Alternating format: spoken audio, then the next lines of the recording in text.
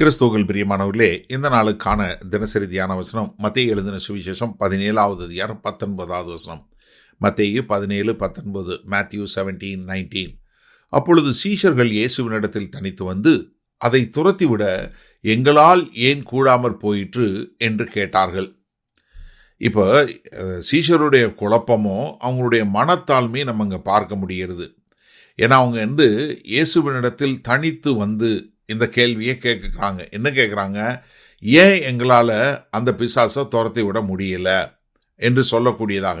நீங்கள் இதனுடைய ஒத்த பகுதி மார்க் 9வது அதிகாரம் 28வது வசனத்தில் பார்த்தீங்கன்னா, அவர்கள் வீட்டுக்குள்ளே வந்தபோது அவர்கிட்ட போய் தனித்து இருக்கும்போது கேள்வி கேட்குறாங்க. அதாவது நீங்கள் நல்லா தெரிஞ்சு கொள்ளுங்க, எப்பவுமே நீங்கள் போய் கர்த்தர்கிட்ட போய் நீங்கள் அவர்கிட்ட பேசு, இந்த மாதிரி கேள்வி கேட்கும்போது அது என்ன பண்ணுதுன்னா, உங்களுக்கு விசுவாசத்திலும் கர்த்தரை சார்ந்து இருப்பதிலையும் ஆவிக்குரிய முறையில் எப்படி ஆயத்தப்படுவது என்பதையும் ஒரு ஆழமான பாடத்தில் கொண்டு போய் சேர்க்கக்கூடிய ஒரு காரியம். ஏன்னா இங்கே கர்த்தராகிய இயேசு கிறிஸ்து இந்த பிசாத்தை துரத்தி விட்ட உடனே இவங்க தங்களால் துரத்தி விட முடியல, ஏற்கனவே நாங்கள் பண்ணியிருக்கோம், இப்போ பண்ண முடியல அப்படின்னு சொல்லி நாங்கள் தோற்று போயிட்டோம் அப்படின்னு சொல்லும்போது அவங்க என்ன பண்ணலாம், இந்த தோல்வியோடு துவண்டு போக விடவில்லை. மாறாக அவங்கள எங்கே கொண்டு போய் சேர்க்குது? மனத்தாழ்மையில் கொண்டு போய் சேர்க்குது. நான் இதை எப்படி பார்க்குறேன்னா, அவங்க ஒருத்தருக்கு ஒருத்தர் வாக்குவாதம் பண்ணலை, இல்லை ஒன்னால தான், இல்லை என்னால தான் அப்படின்னு சொல்லி ஒருத்தர் குற்றம் சாட்டலை. ஆனால் என்ன எல்லாருக்கும் சேர்ந்து என்ன வருது? ஏதோ இருக்குது, நம்ம புரிந்து கொள்ளாமல் இருக்கிறோம், அதை புரிந்து கொள்ளணும்னு. ரெண்டாவது என்ன பார்க்குறேன், அவங்களுக்குள்ள ஒரு ஆவிக்குரிய ஒரு பசியை பார்க்குறோம். ஏன்னா நாங்கள் இதை கற்றுக்கொள்ளணும்.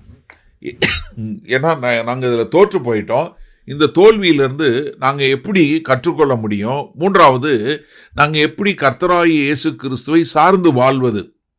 ஏன்னா கர்த்தராகிய இயேசு கிறிஸ்து இதை எப்படி நீங்கள் மேற்கொள்ள முடியும் அப்படின்னு சொல்லக்கூடிய ஒரு காரியத்தை சொல்கிறாரு.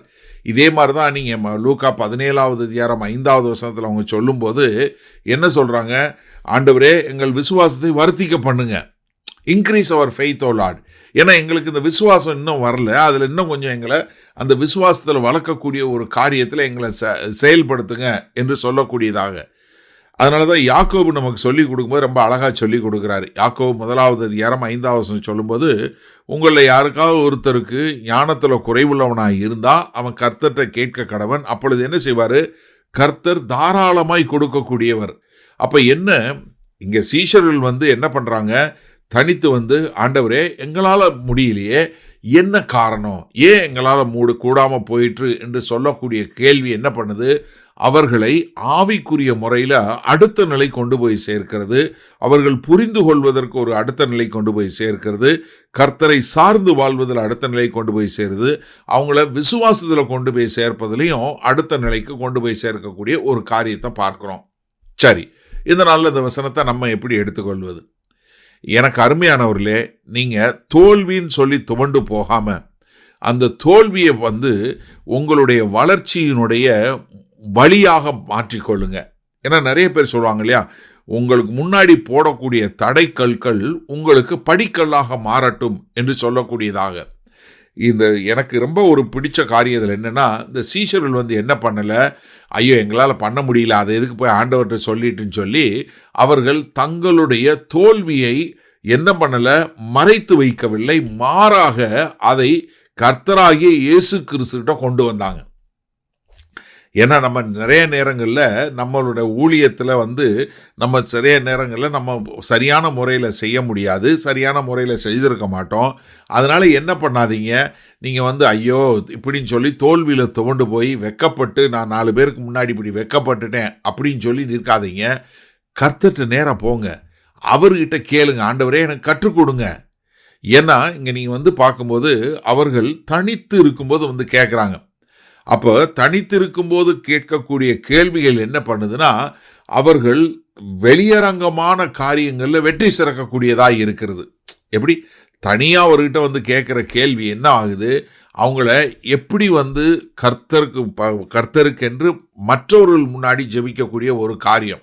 ஏன்னா அதனால தான் மத்தேயு 6வது அதிகாரம் 6வது சொன்னார், அந்தரங்கத்தில் இருக்கிற உன் பிதாவை நோக்கி நீ கூப்பிடு, அவர் என்ன பண்ணுவார், வெளியரங்கமாய் உனக்கு பதில் கொடுப்பார் என்று சொல்லக்கூடியதாக. அப்போ என்னன்னா, எனக்கு அருமையானவர்களே, உங்களுடைய தோல்விகளை கண்டு துவண்டு போகாதீங்க, அது தோல்விகளை மறைக்காதீங்க, கர்த்தர்கிட்ட போங்க. கர்த்தருக்கு உங்கள் தோல்வியும் தெரியும். அதை போய் சொன்ன உடனே ஐயோ எனக்கு தெரியாதுன்னு சொல்ல போகிறதில்ல. மாறாக அவர் உங்களுக்கு நல்ல ஆவிக்குரிய ஆழங்களை கற்றுக் கொடுத்து அவர் என்ன பண்ணுவார், அவர் சொல்லி கொடுப்பார். ஏண்டா நீங்கள் உங்களுக்கு புரியலையான்னு கேட்க மாட்டார். மாறாக அவர் நமக்கு கிடைத்த ஒரு நல்ல போதகர், பெஸ்ட் டீச்சர் யார்? கர்த்தராகிய இயேசு கிறிஸ்து மாத்திரமே. வல்ல பிதாவே, இந்த செய்தியை கேட்டுக்கொண்டிருக்கிற யாராவது தோல்வியினால் துவண்டு போய் அதோ எனக்கு வெக்கமாக இருக்குது, நான் போய் எப்படி கேட்கறது என்று சொல்லக்கூடியதாக யாராவது இருந்தால் ஆண்டவரே, இன்றைக்கு அவர்கள் அதையெல்லாம் விட்டுவிட்டு உம்மிடத்தில் தைரியமாய் வந்து ஆண்டவரே காரியங்களை கேட்டு அறிந்து கொள்ளக்கூடிய மக்களாய் இருக்க எங்கள் தேவன் கிருபையும் இரக்கமும் பாராட்ட வேண்டுமாய் இயேசு கிறிஸ்துவின் மூலம் ஜெபிக்கிறோம் வல்ல பிதாவே, ஆமேன். கர்த்தர் உங்களை ஆசீர்வதிப்பாராக. நாம் இன்று மாலை மண்ணால் சந்திப்போம்.